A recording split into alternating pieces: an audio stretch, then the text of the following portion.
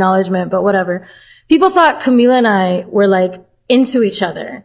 And that made me so uncomfortable, like disgustingly uncomfortable, because I was queer, but she was not. Mm-hmm. And it made me feel like a predator, essentially, because it's invasive. It made me feel like a predator because of the type of clips people would put together and the type of stories people would write and the type of stuff.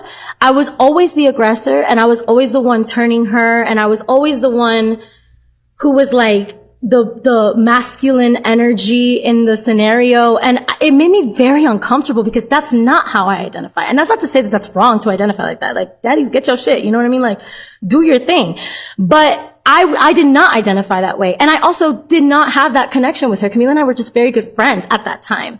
You know what I'm saying? And we respected each other. When each other would talk, we would look at each other. We had love for each other, like genuine friendship. You know what I'm saying?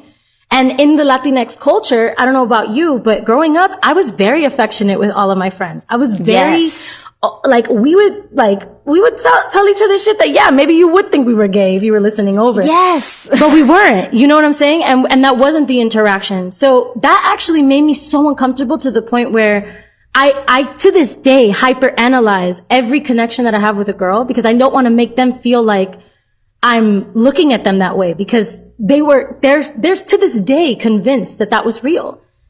You know what I'm saying? And I can't do anything to change it. Cause even when I talk about it, and I don't talk about it because I've learned to just ignore it, because it was just so traumatizing for me. You know what I'm saying?